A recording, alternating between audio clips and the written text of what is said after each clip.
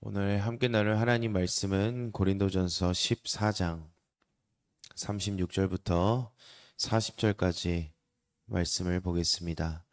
제가 가진 성경으로는 신약성경 282쪽입니다.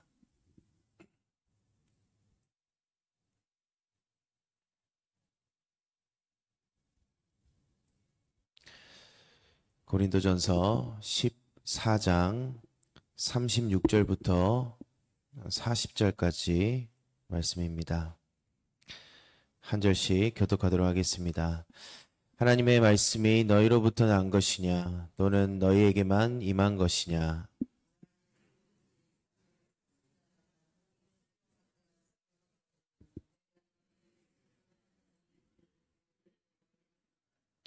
만일 누구든지 알지 못하면 그는 알지 못한 자니라.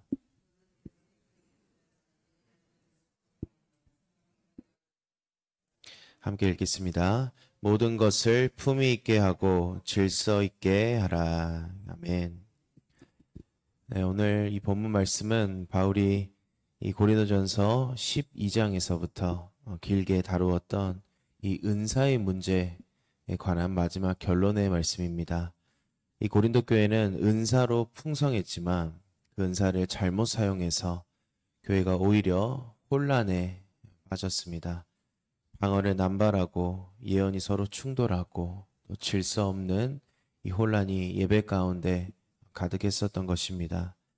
그래서 바울은 이 12장에서부터 이 고린도 교회의 그 문제들을 해결하기 위해서 이 은사라는 것은 성령께서 주시는 은혜의 다양한 선물이고 또 개인의 어떠한 유익이나 유익이 아닌 이 공동체 교회의 유익을 위한 것임을 강조했던 것입니다.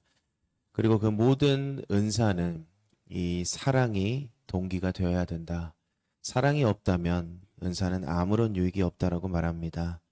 그리고 지난 시간 14장에서는 구체적으로 이 방언보다는 교회를 세우는 예언, 이 하나님의 말씀을 사모하라고 권면하면서 예배 가운데 질서를 세우라고 바울이 가르칩니다. 이제 오늘 본문은 그 은사에 관한 모든 것의 결론을 말씀하고 있습니다. 본문 36절 한번 보겠습니다. 하나님의 말씀이 너희로부터 난 것이냐 또는 너희에게만 임한 것이냐. 이 고린도 교회의 교인들은 이 스스로를 굉장히 특별한 교회고 나는 특별한 사람이다라고 생각을 합니다. 은사가 풍성했기에 이 그 은사들을 통해서 자기가 성령의 음성을 듣고 방언을 말하고 자기가 예언을 한다라는 이러한 교만에 빠져 있었던 것입니다. 그들은 자신들이 마치 이 계시의 중심에 있다라고 착각하고 있었습니다. 그러나 이 바울이 반문을 합니다. 하나님의 말씀이 너희에게서 난 것이냐. 이 고린도 교인들의 교만에 전곡을 찌르는 질문을 하는 것입니다. 베드로후서 1장 21절은 이렇게 말합니다. 예언은 언제든지 사람의 뜻으로 된 것이 아니요 오직 성령의 감동하심을 입은 사람들이 하나님께 받아 말한 것임이라. 하나님의 말씀은 인간의 지혜에서 나온 것이 아닙니다. 오직 성령의 감동하심을 받아서 기록된 말씀이라는 것입니다. 그리고 그 말씀은 특정한 어떤 한 사람에게 어떠한 소수에게 기록된 것이 아닙니다. 디모데전서 2장 4절 말씀과 같이 하나님은 하나님의 모든 백성이 진리를 알기를 원하십니다. 진리는 곧 말씀뿐입니다. 풀은 마르고 꽃은 시드나 하나님의 말씀만이 영원히 서는 것입니다. 오직 성경, 오직 말씀, 이것이 교회의 가장 중요한 권위가 되는 것입니다. 역사를 보면 말씀의 출처를 이 인간에게 둔 순간 이단이 됩니다. 자기 지도자에게서 말씀의 권위를 찾았기 때문에 그들은 이단이 되고 망하게 됩니다.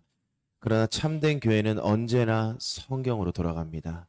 왜냐하면 이 성경 말씀이 곧 하나님께로부터 왔기 때문입니다. 계속해서 본문 37절 한번 보겠습니다. 만일 누구든지 자기를 선지자나 신령한 자로 생각하거든 내가 너희에게 편지하는 이것이 주의 명령인 줄 알라. 이 고린도 교회에는 자칭 예언자, 자칭 신령한 사람들이 많았습니다. 앞서 우리가 보았던 것처럼 수많은 은사들이 있었기 때문에, 그들이 교만해져 있었기 때문에 바울의 이 권면의 말씀을 무시하는 자들이 분명히 있었기 때문입니다. 그래서 바울이 자신이 하는 이 모든 말들, 이 권면의 출처를 밝힙니다. 내가 너희에게 쓰는 이 말은 단순하게 내 개인적인 생각이 아니고 이것은 주님의 명령이다. 만약 누군가 자신이 예언자라고 한다면, 만일 누군가 자신이 신령한 자라고 한다면 그 증거는 바로 이 사도적인 가르침을 인정하고 말씀에 순종하는 데에 있다라는 것입니다. 데살로니가전서 2장 13절입니다. 너희가 우리에게 들은 바 하나님의 말씀을 받을 때에 사람의 말로 받지 아니하고 하나님의 말씀으로 받으니 진실로 그러하다. 사람의 입술을 통해서 말씀이 나오지만 그 출처는 하나님이 되신다는 것입니다. 이미 성경 말씀에 하나님의 계시가 완성이 되어 있습니다. 물론 성령 하나님께서 지금도 역사하셔서 우리에게 말씀하시고 우리에게 마음을 주시지만 이 성경을 넘어서 새로운 계시를 주는 것이 아닙니다. 이미 완성된 이 말씀을 깨닫게 조명해 주신다는 것입니다. 그러므로 우리가 진정으로 신령한 자라면, 성령에 충만한 사람이라면 우리는 반드시 말씀에 순종하는 사람이 되어야 합니다. 우리가 한번 생각해 보아야 합니다. 신령하다라는 것이 무엇입니까? 방언을 많이 하는 것입니까? 아니면 예언을 한다고 떠드는 것입니까? 진정 신령한 사람은 이 성경의 권위를 인정하고 그 말씀 앞에 겸손하게 순종하는 사람입니다. 우리가 성령이 충만한지 아닌지 분별하는 것은 사실 간단합니다. 내가 말씀 앞에 순종할 수 있는가? 내가 말씀 앞에 무릎 꿇을 수 있는가? 그것이 참된 신령함의 증거가 되는 것입니다. 다음으로 바울이 이 하나님의 말씀을 무시한 자들에 대한 경고를 합니다. 38절입니다. 만일 누구든지 알지 못하거든 그는 알지 못한 자니라. 여기서 알지 못한다라는 이 의미는 단순하게 우리가 내용을 모른다, 이것도 의미가 있지만 인정하지 않는다라는 의미를 가지고 있습니다. 바울은 강력하게 경고합니다. 말씀을 인정하지 않고 무시하는 자는 하나님께도 인정받지 못합니다. 예수님께서는 마태복음 7장 23절에 불법을 행하는 자들에게 이렇게 말씀하십니다. 내가 너희를 도무지 알지 못하니 불법을 행하는 자들아 내게서 떠나가라. 하나님의 말씀을 무시하는 자, 인정하지 않는 자의 최종적인 결말은 버림받는 것입니다. 오늘날도 많은 사람들이 잘못된 성경의 이해 중에 하나가 구약의 말씀을 등한시하는 것들, 구약은 율법이고 예수님께서 오셨기 때문에 지킬 필요가 없다, 이런 잘못된 이해들, 그리고 성경을 부분적으로 인정하는 것들. 하나님의 말씀은 시대에 따라서, 상황에 따라서 변하는 것이 아닙니다. 하나님의 말씀은 불변하고 영원하고 무한 말씀이 되는 것입니다. 이 18세기의 계몽주의의 시절에 많은 철학자들이 성경은 곧 사라질 책이다라고 이 성경 말씀을 조롱했습니다. 그러나 지금 어떻습니까? 그들이 자랑하는 책과 지식들은 다 사라지고 잊혀지지만 성경은 여전히 전 세계에서 이 베스트셀러로 인정을 받고 있습니다. 말씀을 무시하는 자는 역사 속에 사라지지만 말씀을 붙드는 자는 하나님께 인정을 받습니다. 말씀을 지식만으로 아는 것이 아니고 우리가 삶으로 붙들어야 합니다. 하나님의 말씀은 내 삶의 기준을 삼고 말씀에 순종하기를 결단하고 우리가 그 말씀대로 살려고 몸부림칠 때 하나님께서 우리를 인정해 주실 것입니다. 39절 보겠습니다. 그러므로 내 형제들아 예언하기를 사모하며 방언 말하기를 금하지 말라. 바울은 이제 이 예언의 은사에 관한 이 마무리를 준비하면서 친근하게 형제들아 라고 호칭을 부릅니다. 이 바울이 이렇게 말한 이유가 무엇입니까?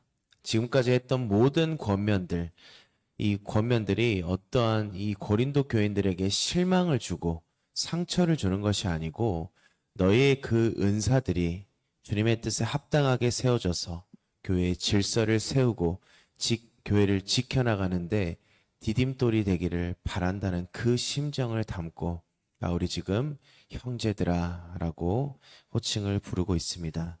바울은 결론적으로 다양한 은사를 억누른 것이 아닙니다. 왜냐하면 은사는 성령님께서 주시는 선물이기 때문입니다. 그러나 분명히 말합니다. 예언을 사모하라. 왜냐하면 방언이라는 우리가 이 바울이 방언과 예언을 대표로 들어서 얘기했기 때문에 이 방언이라는 것은 개인의 덕을 세우지만 예언이라는 것은 교회와 공동체를 세우기 때문입니다.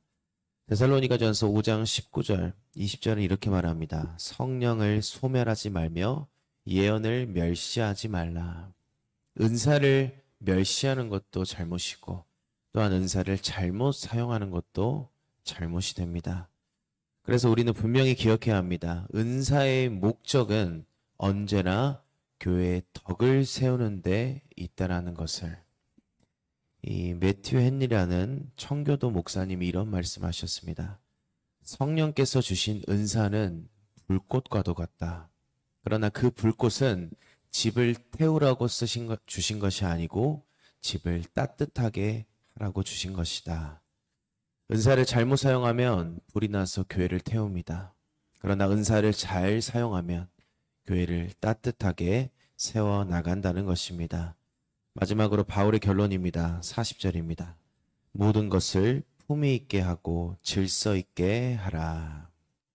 여기서 말하는 모든 것, 이것은 그리스도의 모든 삶을 의미하기도 하지만 이 문맥상 고린도 교회 안에 있는 모든 성령의 은사와 사역들을 지칭하고 있습니다.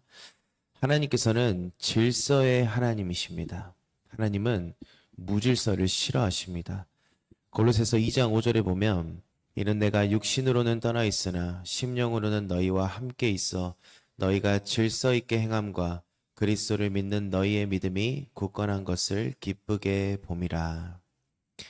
교회 안에 은혜 없는 질서는 형식이 됩니다. 그러나 질서 없는 은혜는 혼란을 가져옵니다. 참된 교회는 은혜와 질서가 함께 살아있는 교회입니다. 우리 교회가 이런 교회가 되어야 합니다. 은혜가 충만하면서도 질서로 아름다운 교회. 그것이 하나님께서 기뻐하시는 교회고 하나님께 영광 돌리는 교회입니다. 말씀 마치겠습니다. 은사는 나를 위한 것이 아닙니다. 은사는 교회를 위한 것입니다. 은사는 교회를 세우고 하나님께 영광을 돌리기 위한 도구가 됩니다. 그러므로 우리는 은사를 사모해야 합니다. 그런데 우리가 더 사모해야 할 것은 하나님의 말씀입니다. 그리고 우리에게 은사가 주어진다면, 하나님의 은혜로 우리에게 주신다면 사용해야 합니다. 어떻게 사용해야 합니까?